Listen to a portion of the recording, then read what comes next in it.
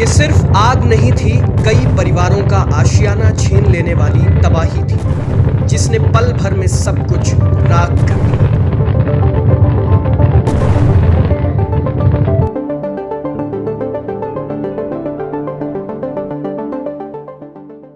उत्तर प्रदेश के गाजियाबाद स्थित कनावनी गांव में 16 अप्रैल को दोपहर 12 बजे के करीब इतनी भयानक आग लगी कि कुछ ही पलों में 500 से ज्यादा झुग्गियां जलकर राख हो गईं।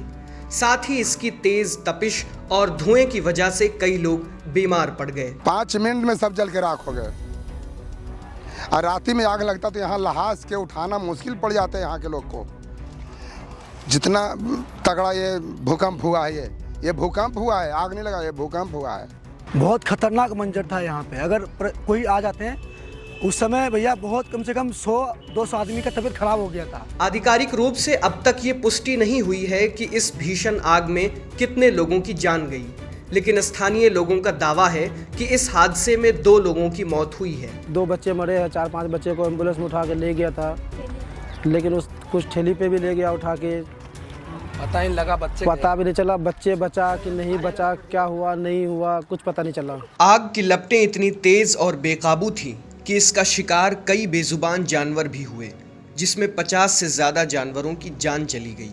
मेरे घर में बकरी थे, 3 बकरी जले हैं, और जो 8 बकरी थी वो मतलब हमने बचा लिए, वो भी दूसरे की हेल्प से। 26 डोगी का बच्चे मेरे गोदाम में थे और 12 डोगी सब जल के राख हो गया मेरे गोदाम में। मैं उसको रखवाला था, हमारे यहाँ खाते थे पीते, हमारे यहाँ रहते थे। डोगी के घर अलग बना दिया था मैंने। 5 दिन गुजर गए, लेकिन अभी तक ये नहीं पता चल पाया कि आखिर आग कैसे लगी। जिन लोगों की झुग्गियां जली हैं वो इसे लेकर अलग अलग वजह बता रहे हैं।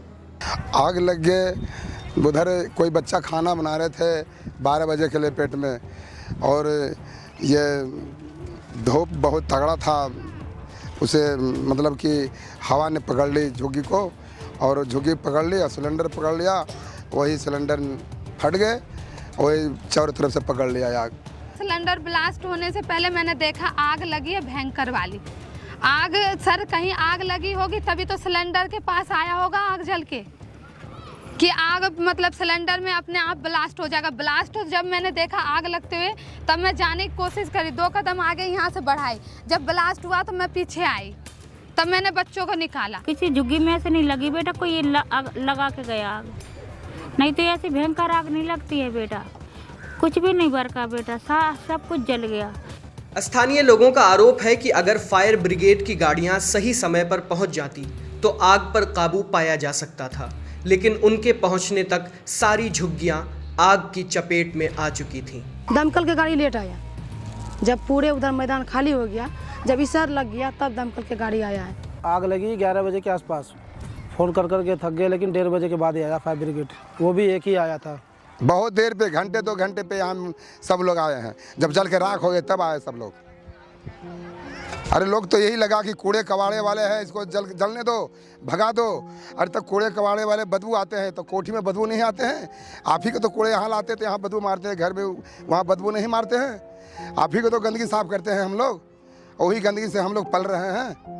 दमकल की गाड़ी टाइम पे पहुँच जाता ना, इतना लोग नहीं लूटता, इतना आग नहीं फैलता, उतने दूर में लूट के खत्म हो जाता। इन झुग्गियों में रहने वाले ज्यादातर लोग मेहनत मजदूरी करके अपना गुजारा करते थे, लेकिन आग लगने के बाद इनके सामने मुश्किलों का पहाड़ खड़ा हो गया है। बहुत गर्मी हो रही बेटा, न पानी भी, गर्म पानी भी मिल रहा है बेटा, ठंडा पानी भी नहीं मिल रहा बेटा।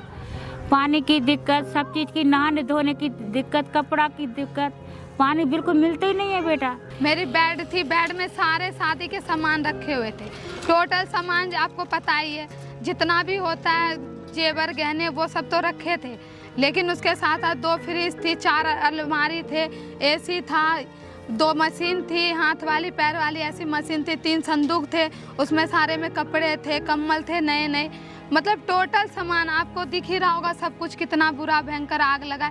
एक सामान नहीं निकला मेरे घर से। हमारे पास कुछ नहीं रहा, जो कपड़े पहने हैं वही मेरे पास कपड़े हैं और कुछ भी नहीं है।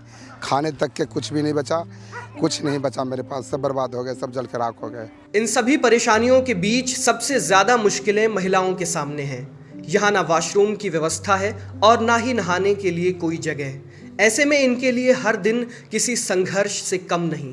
जो यहाँ पे लोगों ने बाथरूम वगैरह बना रखे थे वो सबका जल गया, तो यहाँ पे महिला लोग नहा नहीं पा रही है क्योंकि यहाँ पे खुला है पूरा। सबने उसी दिन से सबने वही कपड़ा पहन रखा है। सर बहुत सारी दिक्कतें हो रही है, जैसे नहाने होने के लिए कुछ नहीं है हम लोग के पास।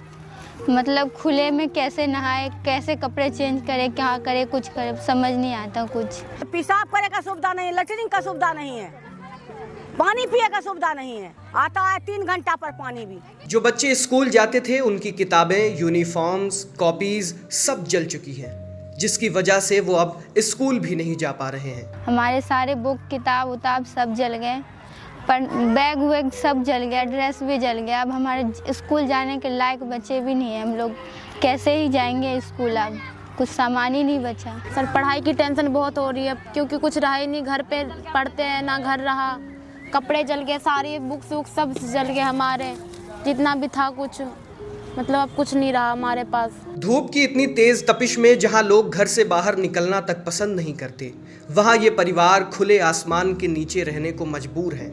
न पानी की व्यवस्था है, न खाने का सहारा और ना ही रहने की कोई जगह।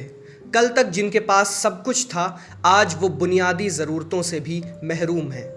जब बात गरीबों के हित की होती है तो शासन और प्रशासन बड़े बड़े दावे करते हैं, लेकिन जब उन पर मुसीबत आती है तो उन दावों की गूंज ज़मीन पर कहीं नज़र नहीं आती।